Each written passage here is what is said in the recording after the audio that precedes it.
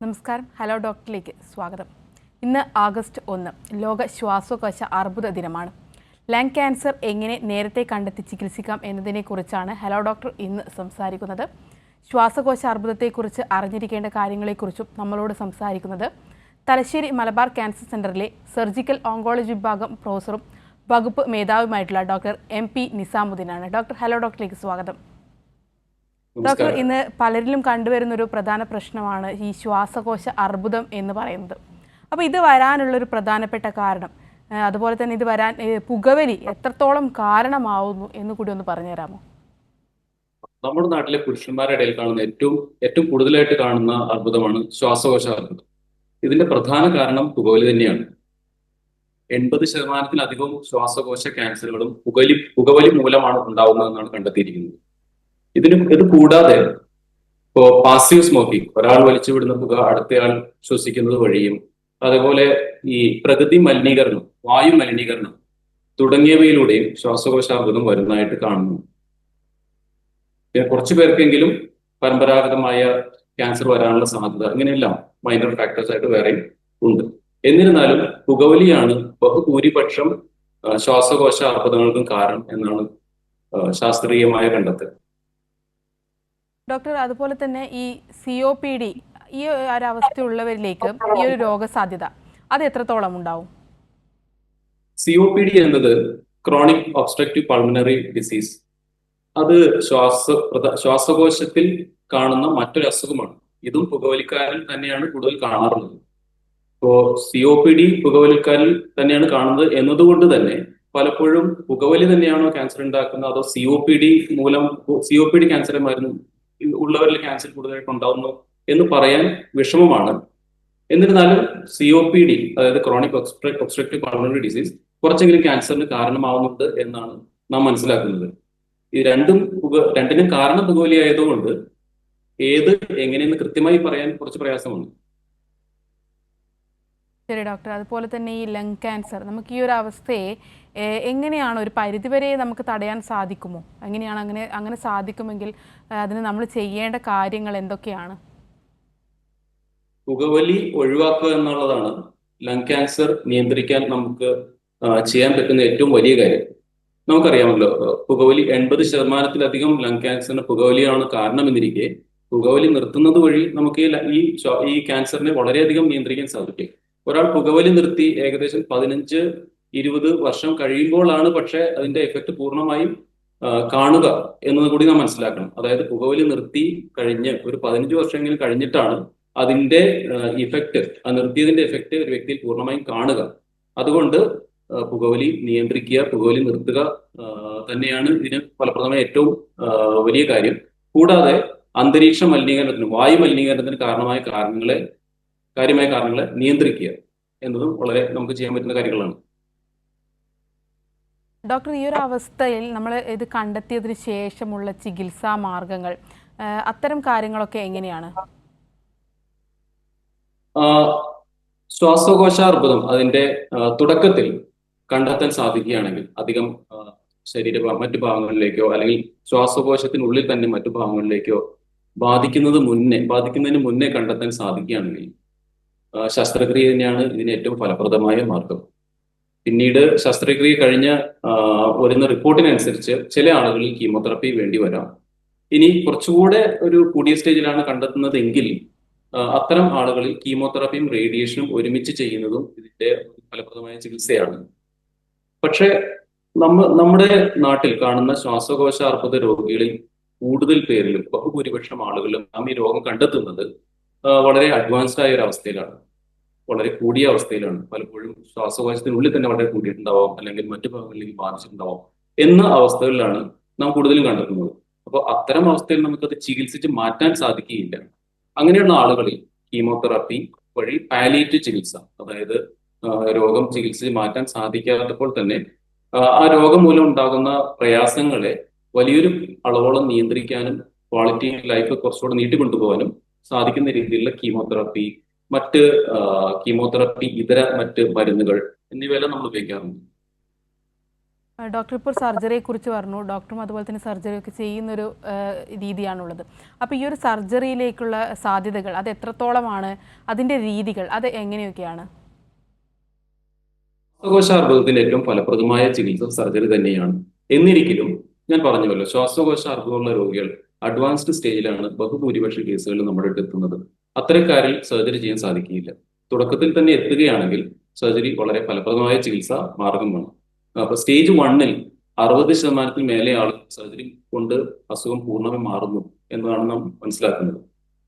അപ്പോൾ സർജറി എന്ന് പറയുമ്പോൾ ശ്വാസകോശത്തിന്റെ ക്യാൻസർ ബാധിച്ച ഭാഗവും അതോടൊപ്പം ഈ ക്യാൻസർ ബാധിച്ചിരിക്കാൻ സാധ്യതയുള്ള കഴലുകൾ, ശ്വാസകോശത്തിന്റെ ലിംഫ് എന്ന് പറയുന്ന നീര് ഈ നെഞ്ചിന് സെന്റർ ഭാഗത്തുള്ള കഴലുകളിലേക്കാണ് ഒഴുകുക നോർമലി. അപ്പോൾ ആ കഴലുകളിലേക്കും ശ്വാസകോശ അർബുദം ബാധിക്കാൻ സാധ്യതയുള്ളത് കൊണ്ട് ശ്വാസകോശത്തിന്റെ ക്യാൻസർ ബാധിച്ച ഭാഗവും ഒപ്പം ഈ കഴലുകൾ ക്ലിയർ ആക്കുക, ഓപ്പറേഷൻ ചെയ്ത് നീക്കുക എന്നുള്ളതാണ് ഈ ശസ്ത്രക്രിയ കൊണ്ട് ഉദ്ദേശിക്കുന്നത്. ഇനി എന്ത് ശസ്ത്രക്രിയ എന്ന് പറയുമ്പോൾ, ഇപ്പൊ നമ്മുടെ ശ്വാസകോശത്തിന് പല ഭാഗങ്ങളുണ്ട്. വലത് ശ്വാസകോശത്തിന് 3 ഭാഗങ്ങളുണ്ട്: മേൽഭാഗം, നടുഭാഗം, താഴ്ഭാഗം.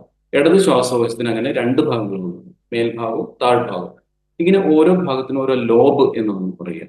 അപ്പൊ ഈ ലോബ്, ക്യാൻസർ ബാധിച്ച ലോബ് ഓപ്പറേഷൻ ചെയ്ത് നീക്കുക, ഒപ്പം ആ ലോബിൽ നിന്ന് ക്യാൻസർ ബാധിച്ചിരിക്കാൻ സാധ്യതയുള്ള കഴലുകളും ഓപ്പറേഷൻ ചെയ്ത് നീക്കുക എന്നുള്ളതാണ് ശസ്ത്രക്രിയയുടെ പ്രധാന രീതി. ഇതിന് ലോബക്ടമി എന്നാ പറയുക.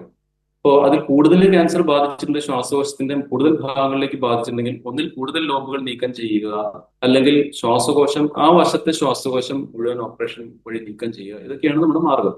ചിലപ്പോഴെങ്കിലും ശ്വാസകോശാർബുദം വളരെ ചെറുതാണെങ്കിൽ ലോബ് പൂർണ്ണമായി നീക്കം ചെയ്യാതെ സെഗ്മെന്റെക്ടമി, ലോബിന്റെ ഒരു ഭാഗം മാത്രം നീക്കം ചെയ്തുകൊണ്ടുള്ള ശസ്ത്രക്രിയകളും ഉണ്ട്. അപ്പൊ ശസ്ത്രക്രിയയിലേക്ക് നമ്മൾ കൺസിഡർ ചെയ്യുന്ന ഏറ്റവും പ്രധാനപ്പെട്ട ഒന്ന് ഞാൻ പറഞ്ഞു, സ്റ്റേജ് തന്നെയാണ്. തുടക്കത്തിൽ തന്നെ കണ്ടുപിടിച്ചാൽ മാത്രമേ നമുക്ക് ശസ്ത്രക്രിയ സാധിക്കുകയുള്ളൂ. മറ്റൊന്ന് രോഗിയുടെ പൊതുവെയുള്ള ആരോഗ്യസ്ഥിതിയാണ്.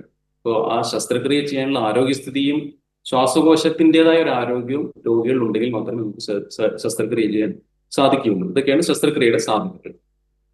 ഡോക്ടർ പറഞ്ഞു ഇപ്പോൾ ശസ്ത്രക്രിയ ചെയ്യാനുള്ളൊരു സ്റ്റേജ് എന്ന് പറഞ്ഞു, അവസാന ഘട്ടത്തിലേക്ക് എത്തിക്കഴിഞ്ഞാൽ ശസ്ത്രക്രിയ ചെയ്യാൻ കഴിയില്ല, അതിന് സാധ്യതയില്ല എന്ന് പറഞ്ഞു. അങ്ങനെയാണെങ്കിൽ ഇത് ആദ്യം തന്നെ കണ്ടെത്താനുള്ള ഒരു മാർഗം, എന്തെങ്കിലും ഒരു ലക്ഷണം, അത്തരം ലക്ഷണങ്ങൾ എങ്ങനെയാണ്, ഏതൊക്കെ അവസ്ഥയിലൂടെ കടന്നു പോകുമ്പോഴാണ് നമ്മൾ ഈ ഒരു ശസ്ത്രക്രിയയിലേക്ക് കടക്കുന്നത്? ഈ ശ്വാസകോശാർബുദത്തിന്റെ പ്രധാന ലക്ഷണം ചുമ, അല്ലെങ്കിൽ മുന്നേ ചുമയുള്ള ആളുകളിൽ ഈ ചുമയുടെ സ്വഭാവം മാറുക. നമുക്കറിയാലോ, ഈ പുകവലിക്കുന്ന ആളുകൾ, COPD പോലുള്ള അസുഖങ്ങളുള്ള ആളുകളിൽ സ്ഥിരമായ ചുമ ഉണ്ടാകും. അപ്പോൾ ആ ചുമയുടെ ക്യാരക്ടർ ചിലപ്പോൾ മാറി വരും.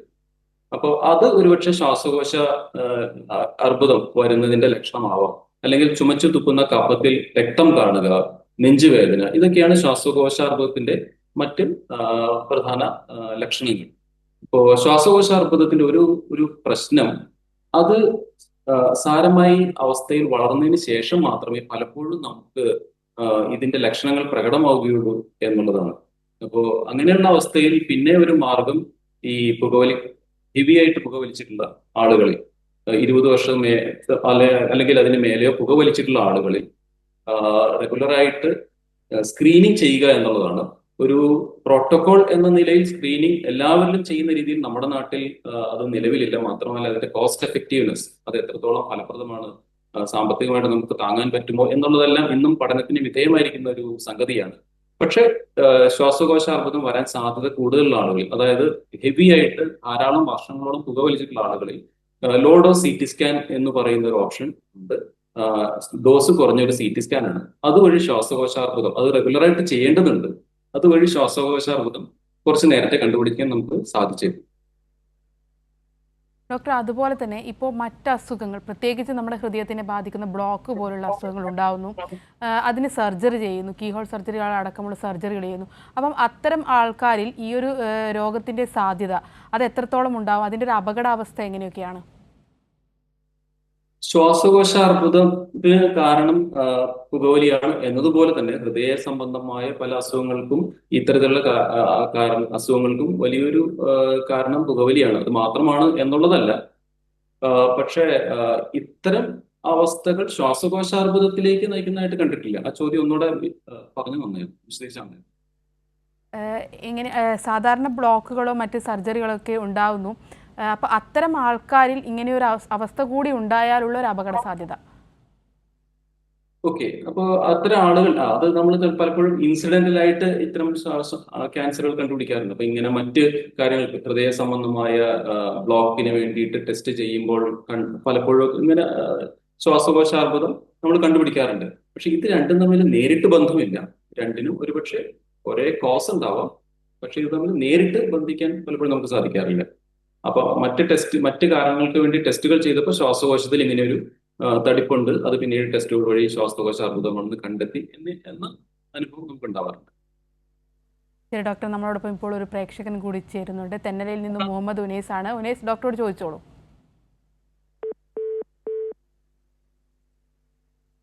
Doctor call കട്ടായിട്ടാണുള്ളത്. ഡോക്ടർ, അങ്ങനെയാണെങ്കിൽ ഈ ഒരു സർജറി ഒക്കെ കഴിഞ്ഞതിന് ശേഷം കൂടുതൽ ശ്രദ്ധയോടെ തന്നെ മുന്നോട്ട് പോകണം ജീവിതത്തിൽ. അപ്പോൾ അത്തരം ഘട്ടങ്ങൾ എങ്ങനെയൊക്കെയാണ്, എന്തൊക്കെ കാര്യങ്ങളാണ് പ്രധാനമായിട്ടും ഒരു രോഗി എന്ന രീതിയിൽ ഈ ഒരു സർജറിക്ക് ശേഷം ശ്രദ്ധിക്കേണ്ടത്? സർജറിക്ക് ശേഷം ശ്രദ്ധിക്കേണ്ടത്, ഒന്ന്, ഈ അസുഖം തിരിച്ചു വരുന്നതിനുള്ള സാധ്യത നിലനിൽക്കുന്നുണ്ട് എന്ന കാര്യം നാം മനസ്സിലാക്കണം. ഇപ്പോൾ ക്യാൻസർ എന്ന അസുഖത്തിന്റെ ചികിത്സയിൽ ഇനിയും നാം ബഹുദൂരം മുന്നേറേണ്ടിയിരിക്കും. ക്യാൻസർ ചികിത്സ ഇന്നും ധാരാളം പഠനങ്ങൾക്ക് ഇന്നും വിധേയമായ ഒരു ചികിത്സാ രീതികളാണ്. ഇനിയും അതിൽ ഒരുപാട് മാറ്റങ്ങൾ വരാനിരിക്കുന്നു. പുതിയ കാര്യങ്ങളിലേക്ക് ഇനിയും നമുക്ക് കടക്കേണ്ടിയിരിക്കുന്നു. അപ്പോൾ ഇന്നത്തെ നമുക്ക് നിലവിലുള്ള ചികിത്സാ മാർഗങ്ങൾ ഉപയോഗിച്ച് നമുക്ക് ക്യാൻസർ ചികിത്സയിൽ വലിയൊരളവോളം പുരോഗതി ഉണ്ടെങ്കിലും ഇനിയും മുന്നോട്ട് പോകേണ്ടതുണ്ട്.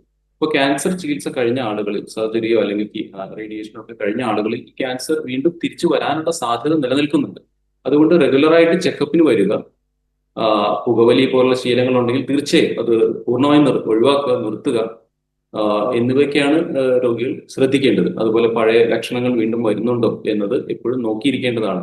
റെഗുലറായിട്ട് ടെസ്റ്റിന് വരുമ്പോൾ നാം പലപ്പോഴും എക്സ്റേ അല്ലെങ്കിൽ CT സ്കാൻ ഒക്കെ നോക്കി ചെയ്ത് ഈ അസുഖം തിരിച്ചു വന്നിട്ടുണ്ടോ എന്ന് ചെക്ക് ചെയ്യാറുണ്ട്.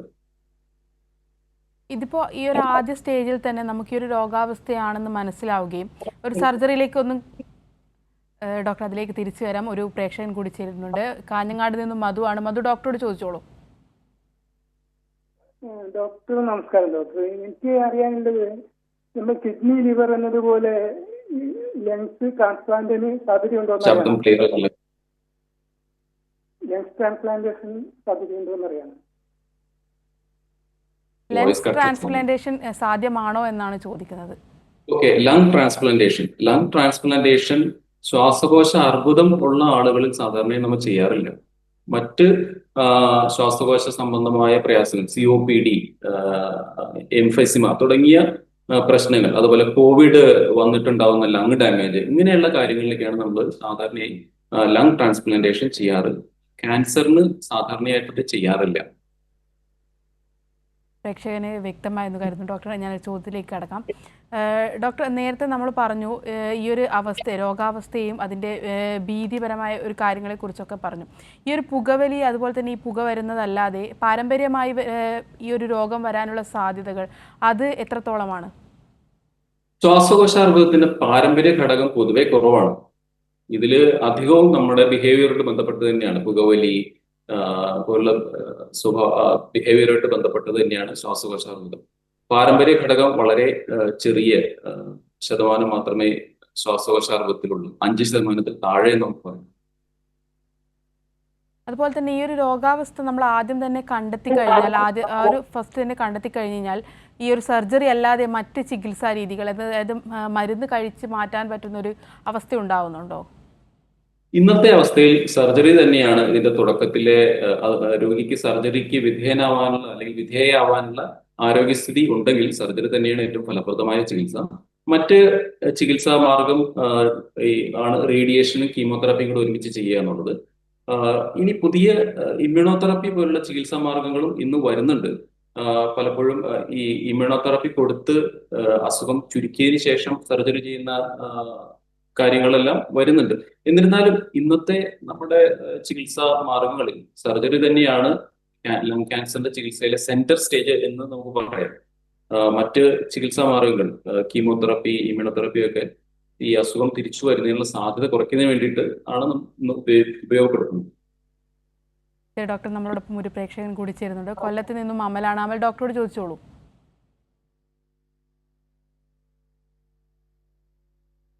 നമ്മൾ ഡോക്ടറോട് ചോദിച്ചോളൂ.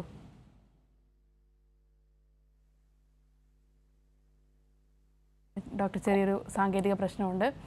ഡോക്ടർ, ഈ ഒരു അവസ്ഥ നമുക്ക് പൂർണ്ണമായിട്ടും മാറ്റാൻ വേണ്ടി കഴിയുന്നുണ്ടോ? പറ്റുമല്ലോ. തുടക്കത്തിലെ ഞാൻ പറഞ്ഞു, തുടക്കത്തിലെ കണ്ടുപിടിച്ച് ശസ്ത്രക്രിയ അല്ലെങ്കിൽ റേഡിയേഷൻ ഒക്കെ ചെയ്താൽ സ്റ്റേജ് 1 ആണെങ്കിൽ 60% മേലെ ആളുകളിൽ, 65% മേലെ എന്ന് പറയും ആളുകൾ, നമുക്ക് ഈ അസുഖം പൂർണ്ണമായും മാറ്റാൻ സാധിക്കും. പൂർണ്ണമായും മാറ്റം എന്ന് പറഞ്ഞാൽ നമ്മൾ 5 വർഷത്തിനുള്ളിൽ അസുഖം തിരിച്ചു വരാതിരിക്കുക. അപ്പൊ 5 വർഷത്തിനുള്ളിൽ അസുഖം തിരിച്ചു വരുന്നില്ലെങ്കിൽ സാധാരണത്തിൽ ക്യാൻസറിന് തിരിച്ചു വരൽ വളരെ കുറവാണ്. അപ്പോൾ ഈ 5 ഇയർ സർവൈവൽ എന്നാണ് നമ്മൾ പറയുക. 5 വർഷത്തേക്ക് രോഗമുക്തമായിരിക്കുന്ന അവസ്ഥ. അത് 65% മേലെ ആളുകൾ നമുക്ക് സ്റ്റേജ് 1 സ്റ്റേജ് 2 നമുക്ക് അച്ചീവ് ചെയ്യാൻ സാധിക്കും. പക്ഷെ സ്റ്റേജ് 3, 3-ാം സ്റ്റേജിനപ്പുറത്തേക്ക് അത് 40% താഴേക്ക് വരുന്നതായിട്ടാണ് കാണുന്നത്. അതുകൊണ്ടാണ് ഇത് നേരത്തെ കണ്ടുപിടിക്കുന്നതിനുള്ള പ്രാധാന്യം അവിടെയാണ് ഉള്ളത്. നേരെ മറിച്ച് സ്റ്റേജ് 4, അത് മറ്റ് ഭാഗങ്ങളിലേക്ക്, നെഞ്ചിന് പുറത്തേക്ക് മറ്റു ഭാഗങ്ങളിലേക്ക് അല്ലെങ്കിൽ നെഞ്ചിന് തന്നെ മറ്റു ഭാഗങ്ങളിലേക്കൊക്കെ ബാധിച്ചു കഴിഞ്ഞാൽ അവരിൽ നമുക്ക് 5% താഴെയാണ് സർവൈവൽ എന്നാണ് കാണുന്നത്. ഡോക്ടർ, പ്രേക്ഷകൻ ചേരുന്നുണ്ട് നമ്മളോടൊപ്പം. കൊല്ലത്ത് നിന്നും അമൽകുമാറാണ്. അമൽ, ഡോക്ടറോട് ചോദിച്ചോളൂ.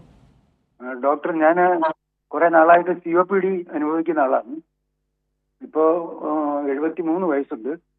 ഈ ശ്വാസകോശ ക്യാൻസർ ഉണ്ടോ എന്ന് എങ്ങനെയാണ് തിരിച്ചറിയാൻ കഴിയുക? എന്ത് പരിശോധനയാണ് നടത്തേണ്ടത്? അത്തരം കാര്യങ്ങൾ. പിന്നെ ചികിത്സയുടെ കാര്യവും, ഇങ്ങനെ സർജറിയുടെ കാര്യം പറഞ്ഞു. വേറെ എന്തെങ്കിലും മാർഗമുണ്ടോ? ഇനി അഥവാ ഇത് അദ്ദേഹത്തിന്റെ ചോദ്യത്തിന്റെ ആദ്യത്തെ ഭാഗം, ക്യാൻസർ തിരിച്ചറിയാൻ എന്ത് ടെസ്റ്റുകളാണ് ചെയ്യേണ്ടത് എന്നാണ് ഞാൻ മനസ്സിലാക്കുന്നത്. അതെ ശരിയാണോ? ഡോക്ടർ. ഓക്കെ. ക്യാൻസർ സംശയം ഉണ്ടെങ്കിൽ നമ്മൾ ആദ്യം ചെയ്യുക CT സ്കാനാണ്. പിന്നെ സെന്റർ ഭാഗത്താണ് എങ്കിൽ ബ്രോങ്കോസ്കോപ്പി, എൻഡോസ്കോപ്പി വഴി ക്യാൻസറിന്റെ ബയോപ്സി എടുക്കാൻ സാധിക്കും. പിന്നെ ചികിത്സയ്ക്ക് മുന്നേ ആയിട്ട് ശ്വാസകോശാർബുദം മറ്റു ഭാഗങ്ങളിലേക്ക് ബാധിച്ചിട്ടുണ്ടോ എന്നറിയാൻ വേണ്ടി നമ്മൾ പെറ്റ് സ്കാൻ ചെയ്യാറുണ്ട്. ശരീരത്തിന്റെ എല്ലാ ഭാഗങ്ങളും കവർ ചെയ്തുകൊണ്ടുള്ള സ്കാനാണ് പെറ്റ് സ്കാൻ. അതാണ് ഇന്ന് സ്റ്റാൻഡേർഡ് ആയിട്ട് ശ്വാസകോശാർബുദത്തിന് സർജറിയോ അല്ലെങ്കിൽ റേഡിയേഷനോ ഒക്കെ ചെയ്യുന്നതിന് മുന്നേ ചെയ്യുന്നത്. പിന്നെ ഈ ക്യാൻസർ ആണെന്ന് സ്ഥിരീകരിക്കാൻ നമുക്ക് അതിനൊരു സാമ്പിൾ എടുത്ത് പരിശോധിക്കേണ്ടതുണ്ട്.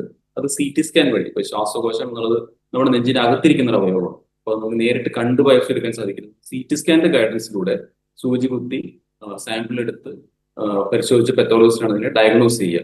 ഇത്രയും ടെസ്റ്റുകളാണ് സാധാരണത്തിൽ നമുക്ക് വേണ്ടി വരിക. പിന്നെ രോഗിക്ക് ഈ ചികിത്സയ്ക്ക് വിധേയനാവാനുള്ള ആരോഗ്യസ്ഥിതി ഉണ്ടോ എന്നറിയാൻ വേണ്ടിയിട്ടുള്ള രക്തം ടെസ്റ്റുകൾ, അതേപോലെ ശ്വാസകോശത്തിന്റെ കപ്പാസിറ്റി അളക്കുന്നതിനുള്ള വ്യത്യസ്ത ഊതിയിട്ടും വലിച്ചിട്ടും ഒക്കെയുള്ള ചില എക്സർസൈസ് ടെസ്റ്റുകൾ, ഇതെല്ലാം ഇതിന്റെ ഭാഗമാണ്. ഇതിന്റെ ചോദ്യത്തിന്റെ രണ്ടാമത്തെ ഭാഗം എന്തായിരുന്നു? ശബ്ദം ക്ലിയർ ആയിരുന്നില്ല. ഡോക്ടർ, ഇങ്ങനെ ഒരു അസുഖം അറിഞ്ഞാൽ ചികിത്സാ രീതികളെ കുറിച്ചാണ് ചോദിച്ചത് പ്രേക്ഷകൻ. ഓക്കെ, നമ്മൾ ഓൾറെഡി പറഞ്ഞു കഴിഞ്ഞു. 3 തരത്തിലുള്ള ചികിത്സാ രീതികളാണ് ഇന്ന് പ്രധാനമായിട്ടുള്ളത്: സർജറി, റേഡിയേഷൻ, കീമോതെറാപ്പി. പിന്നെ ഇപ്പൊ പുതുതായിട്ട് ഇമ്മ്യൂണോതെറാപ്പി, ടാർഗറ്റഡ് തെറാപ്പി എന്നിങ്ങനെയുള്ള ഈ കീമോതെറാപ്പി ഇതര മരുന്നുകൾ ആണ് ഈ ഇമ്മ്യൂണോതെറാപ്പി, ടാർഗറ്റഡ് തെറാപ്പി എന്നിവ എല്ലാം ഉള്ളത്. അപ്പൊ ഇത്തരത്തിലുള്ള പല ചികിത്സാ രീതികളും ഉണ്ട്. ഇത് ഒരേ രോഗിയിൽ തന്നെ ചിലപ്പോൾ 1-ഓ അതിൽ കൂടുതലോ ചികിത്സാ മാർഗങ്ങൾ അതിന്റെ സ്റ്റേജ് അനുസരിച്ച് നമുക്ക് ഉപയോഗിക്കേണ്ടി വരും. ഡോക്ടർ, ഇതൊരു ക്യാൻസർ ആയതുകൊണ്ട് തന്നെ ഈ ലങ്സിനെ ബാധിക്കുമ്പോൾ തന്നെ അത് മറ്റ് അവയവങ്ങളിലേക്ക് പടരാനുള്ള സാധ്യതകൾ ഉണ്ടോ? ഉണ്ടെങ്കിൽ തന്നെ അത് എത്രത്തോളം അപകടകരമാവും? ഓക്കെ, ഈ ഏത് ക്യാൻസർ എന്നതുപോലെ തന്നെ ശ്വാസകോശത്തിലെ ക്യാൻസറുകളും പല വിധത്തിലുണ്ട്. ഇപ്പൊ ഒരു അവയവത്തെ ബാധിക്കുന്ന ക്യാൻസറുകൾ പല വിധത്തിലുണ്ട്. പല ഗ്രേഡിലും തീവ്രതയിലും അത് വരാം. ഇപ്പോ അതനുസരിച്ചിട്ടാണ് ഈ ക്യാൻസർ മറ്റു ഭാഗങ്ങളിലേക്ക് സ്പ്രെഡ് ആവാനുള്ള സാധ്യതയും ഉള്ളത്. ശ്വാസകോശാർബുദം പൊതുവെ കുറച്ച് അഗ്രസീവ് ആയിട്ടുള്ള ക്യാൻസറാണ്. മറ്റു ഭാഗങ്ങളിലേക്ക് സ്പ്രെഡ് ആവാനുള്ള സാധ്യത കുറച്ച് കൂടുതലാണ്. പ്രത്യേകിച്ച് അതിന്റെ ലേറ്റസ്റ്റ് സ്റ്റേജുകളിൽ കൂടുതൽ വളർന്ന ക്യാൻസറുകൾ മറ്റു ഭാഗങ്ങളിലേക്ക് സ്പ്രെഡ് ആവാനുള്ള സാധ്യതയും കൂടുതലാണ്. അപ്പോ ഇത് ഞാൻ ആദ്യം പറഞ്ഞു വെച്ചതുപോലെ ഈ നമ്മുടെ നാട്ടില് ഈ ശ്വാസകോശാർബുദമായിട്ട് വരുന്ന ഡയഗ്നോസ് ചെയ്യുന്ന ആളുകളിൽ വലിയൊരു ശതമാനവും മറ്റു ഭാഗങ്ങളിലേക്ക് സ്പ്രെഡ് ആയതിനു ശേഷമാണ് നാം കണ്ടെത്താറ്. അപ്പോൾ ഏറ്റവും കൂടുതലായിട്ട് ശ്വാസകോശാർബുദം സ്പ്രെഡ് ആവുന്ന ഒന്ന് ശ്വാസകോശത്തിലേക്ക് തന്നെ. പിന്നെ വയറിലെ അഡ്രീനൽ ഗ്ലാൻഡ് എന്ന് പറയുന്ന അവയവം, എല്ലുകൾ, കരള്, ആ, തലച്ചോറ് തുടങ്ങിയ ഭാഗങ്ങളിലേക്കെല്ലാം ശ്വാസകോശാർബുദം പലപ്പോഴും സ്പ്രെഡ് ആവാറുണ്ട്. ശരി ഡോക്ടർ, അതുപോലെ തന്നെ ഇത് ഒരു മനുഷ്യനെ സംബന്ധിച്ചിടത്തോളം ഒരുപാട് നല്ല പെയിൻ ഉള്ള ഒരു രോഗാവസ്ഥയാണ്. അപ്പം അതിനെന്തെങ്കിലും ഒരു പ്രതിവിധി ഉണ്ടാവുന്നുണ്ടോ? ആ, ഈ ശ്വാസകോശാർബുദം അത് ആ, നെഞ്ചിന്റെ ഭാഗത്തേക്കോ അല്ലെങ്കിൽ വാരിയെല്ലുകളിലേക്കൊക്കെ ബാധിക്കുമ്പോഴാണ് പലപ്പോഴും പെയിൻ ഉണ്ടാവാറ്. എല്ലാ രോഗികളിലും പെയിൻ ഉണ്ടാവാറില്ല. ഈ ശ്വാസകോശാർബുദം അഡ്വാൻസ് ചെയ്യുമ്പോൾ പലപ്പോഴും ആളുകളിൽ ഉണ്ടാവുന്ന ഒരു സിംറ്റം ഈ ശ്വാസ തടസ്സമാണ്. കാരണം ശ്വാസകോശത്തിന് വലിയൊരു ഭാഗം ക്യാൻസർ ബാധിച്ച് കേടുവരുമ്പോൾ ശ്വാസ തടസ്സമാണ് കൂടുതലും ആളുകൾ ഉണ്ടാവുക. ചില ആളുകളിൽ വേദന ഉണ്ടാവാറുണ്ട്, പക്ഷെ താരതമ്യേന കുറവാണ്. അപ്പോൾ വേദന ഉണ്ടാകുമ്പോൾ നമുക്ക് പല തരത്തിലുള്ള ഇഞ്ചക്ഷൻ ചികിത്സകൾ, വേദന നിയന്ത്രിക്കാനുള്ള ചികിത്സ, പിന്നെ ഗുളികകൾ വഴി ഉള്ള ചികിത്സ, പിന്നെ വളരെ പ്രധാനമായിട്ട് ഈ ശ്വാസകോശാർബുദം ഇരിക്കുന്ന ഭാഗത്തേക്ക് ക്യാൻസറിലേക്ക് ഡയറക്റ്റ് ചെയ്ത് റേഡിയേഷൻ കൊടുക്കുന്ന പാലിയേറ്റീവ് റേഡിയേഷൻ, അത് വേദനയ്ക്ക് വളരെ ഫലപ്രദമാണ്. ഇൻ കേസ് നമുക്ക് മരുന്നുകൾ വഴിയൊക്കെ ഈ ഒരു വേദന കൺട്രോൾ ചെയ്യാൻ പറ്റാത്ത ആളുകളിലും ഒക്കെ നമുക്ക് പാലിയേറ്റീവ് റേഡിയേഷൻ വഴി വലിയൊരളവോളം വേദന നിയന്ത്രിക്കാൻ സാധിക്കും. ഡോക്ടർ, അതുപോലെ തന്നെ നമ്മളിപ്പോൾ ഈ ഒരു അസുഖവുമായി ബന്ധപ്പെട്ടിട്ട് നമ്മുടെ MCC അതുപോലെ തന്നെ RCC ആശുപത്രികളിലൊക്കെ ഇത്തരം രോഗികൾക്ക് എന്തൊക്കെ സംവിധാനങ്ങളാണ് ഏർപ്പെടുത്തിയിട്ടുള്ളത്? നമ്മുടെ ഗവൺമെന്റ് സ്ഥാപനങ്ങളിൽ MCCയിലും RCCയിലെല്ലാം ശ്വാസകോശാർബുദം ചികിത്സിക്കാനുള്ള എല്ലാ സംവിധാനങ്ങളും ഉണ്ട്. അപ്പൊ അത് ടെസ്റ്റുകൾ ചെയ്യാനുള്ള CT scan, endoscopy, bronchoscopy, pet scan, ഈ ശ്വാസകോശത്തിന്റെ ഹെൽത്ത് അറിയാനുള്ള പൾമണറി ഫംഗ്ഷൻ ടെസ്റ്റുകൾ, ഇതെല്ലാം തന്നെ ഉണ്ട്. അതുപോലെ ചികിത്സയ്ക്ക് ഓപ്പറേഷൻ ആവശ്യമുള്ള സംവിധാനങ്ങൾ, റേഡിയേഷൻ ആവശ്യമുള്ള മെഷീനുകൾ, കീമോതെറാപ്പിക്ക് ആവശ്യമുള്ള സംവിധാനങ്ങൾ, ഇതെല്ലാം തന്നെ നമ്മുടെ ചികിത്സാലയങ്ങളിൽ ഇന്ന് ലഭ്യമാണ്. ശരി ഡോക്ടർ, നമ്മളോടൊപ്പം ഇപ്പോൾ ഒരു പ്രേക്ഷകൻ കൂടി ചേരുന്നുണ്ട്. ഇടുക്കിയിൽ നിന്നും ജോസി മാത്യു ആണ്. ജോസി, ഡോക്ടറോട് ചോദിച്ചോളൂ. സാറേ നമസ്കാരം. ഈ ഡോക്ടർ പറഞ്ഞല്ലോ ഈ പുകവലി കൊണ്ടാണിത്, പക്ഷെ സ്ത്രീകളിലും ഈ രോഗം കാണുന്നുണ്ടല്ലോ ഡോക്ടറെ, അത് എന്താ അങ്ങനെ വരും? പുകവലിക്കാത്ത ഈ രോഗം. വളരെ റെലവെന്റ് ആയിട്ടുള്ള ചോദ്യമാണ് അദ്ദേഹം ചോദിക്കുന്നത്. പുകവലിക്കാരിലാണ് ശ്വാസകോശാർബുദം എന്ന് പറയുമ്പോഴും സ്ത്രീകളിലും ശ്വാസകോശാർബുദം കാണുന്നുള്ളൂ എന്നുള്ളതാണ് അദ്ദേഹം ചോദിക്കുന്നത്. അതിന് പല കാരണങ്ങളും കണ്ടെത്തിയിട്ടുണ്ട്. ഒന്ന്, പാസീവ് സ്മോക്കിംഗ് ആണ്. ഇപ്പൊ വീട്ടിനുള്ളിൽ പുകവലിക്കുന്ന ആണുങ്ങളിൽ നിന്ന് പാസീവായിട്ട് സ്ത്രീകൾക്ക് പുക കൊള്ളാം. മറ്റു ചിലത് അന്തരീക്ഷ മലിനീകരണം. പലപ്പോഴും ഈ 80% മേലെ ആളുകളിൽ പുകവലി മൂലമാണ് ക്യാൻസർ വരുന്നതെന്ന് പറയുമ്പോൾ തന്നെ ഏകദേശം 15-20% ആളുകളിൽ അല്ലാതെയും വരുന്നു എന്നാണ് നമ്മുടെ അനുഭവം. അപ്പൊ അതിന് മറ്റു കാരണങ്ങൾ അന്തരീക്ഷ മലിനീകരണം, ഈ വാഹനങ്ങളിലെ പുകപടലങ്ങൾ, അതുപോലെ വീടിനുള്ളിലെ വിറക് ഉപയോഗിക്കുന്ന മൂലമുള്ള മലിനീകരണം, പ്രത്യേകിച്ച് അടുക്കളയിൽ വെന്റിലേഷൻ കുറവാണെങ്കിൽ ഇതും എല്ലാം ഇതെല്ലാം തന്നെ ക്യാൻസറിന് കാരണമായേക്കാം എന്നാണ് കരുതുന്നത്. അതുപോലെ പ്രത്യേകിച്ച് കേരളത്തിലെ സ്ത്രീകളിൽ മറ്റ് സംസ്ഥാനങ്ങളിലേക്കാൾ, പുരുഷന്മാരിലും സ്ത്രീകളിലും മറ്റ് സംസ്ഥാനങ്ങളിലേക്ക് കുറച്ചുകൂടെ ക്യാൻസർ ഇൻസിഡൻസ് കൂടുതലാണെന്ന് കണ്ടിട്ടുണ്ട്.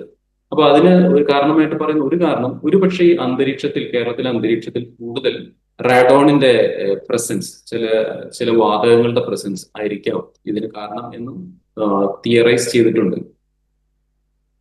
ശരി ഡോക്ടർ, പ്രേക്ഷകന് വ്യക്തമായെന്ന് കരുതുന്നു. ഡോക്ടർ, ഒരു പ്രേക്ഷകൻ കൂടി ചേരുന്നുണ്ട്. രാജപ്പൻ പോത്തൻകോടാണ്. രാജപ്പൻ, ഡോക്ടറോട് ചോദിച്ചോളൂ. പറയൂ. നമസ്കാരം. സാർ, എനിക്ക് അറിയേണ്ടത് ഈ ലങ് ക്യാൻസറിന്റെ പ്രാഥമികമായിട്ട് പ്രത്യക്ഷത്തിൽ കാണുന്ന ലക്ഷണങ്ങൾ എന്തായിരിക്കാം? എന്തുകൊണ്ടെന്നാൽ എനിക്ക് ശക്തിയായിട്ട് ചുമയുള്ള, അത് ചുമയ്ക്ക് മരുന്ന് കഴിച്ചിട്ട് മാറുന്നില്ല എന്നൊരു അവസ്ഥ കൂടിയുണ്ട് കേട്ടോ. ഓക്കെ, വിട്ടുമാറാത്ത ചുമയുണ്ടെങ്കിൽ, പ്രത്യേകിച്ച് ഈ ചുമയുടെ ക്യാരക്ടർ തീവ്രതയും മാറുന്നുണ്ടെങ്കിൽ എന്തായാലും നിങ്ങൾ ശ്വാസകോശാർബുദം ഉണ്ടോ, പ്രത്യേകിച്ച് നിങ്ങൾ പുകവലി ശീലമാക്കിയിട്ടുള്ള ആളാണെങ്കിൽ ശ്വാസകോശാർബുദം ഉണ്ടോ എന്ന് ഡോക്ടറെ കാണിച്ച് ചെക്ക് ചെയ്യേണ്ടതാണ്. അപ്പോ അതിനായിട്ട് നമുക്ക് ഡോക്ടർ ഒരുപക്ഷെ CT സ്കാനോ എൻഡോസ്കോപ്പിയോ ഒക്കെ നിർദ്ദേശിച്ചേക്കാം. അങ്ങനെയാ നമുക്കത് ഉണ്ടോ എന്ന് കണ്ടുപിടിക്കാൻ സാധിക്കും. ശരി ഡോക്ടർ, പ്രേക്ഷകന് വ്യക്തമായെന്ന് കരുതുന്നു. ശ്വാസകോശ അർബുദത്തെക്കുറിച്ച് അറിഞ്ഞിരിക്കേണ്ട കാര്യങ്ങളെക്കുറിച്ചുമാണ് ഹലോ ഡോക്ടർ ഇന്ന് സംസാരിച്ചത്. ഈ വിഷയത്തിൽ ഇത്രയും സമയം നമ്മളോടൊപ്പം ഉണ്ടായിരുന്നത് തലശ്ശേരി മലബാർ ക്യാൻസർ സെന്ററിലെ സർജിക്കൽ ഓങ്കോളജി വിഭാഗം പ്രൊഫസറും വകുപ്പ് മേധാവിയുമായിട്ടുള്ള ഡോക്ടർ MP നിസാമുദ്ദീനാണ്. ഡോക്ടർ, നന്ദി. നന്ദി.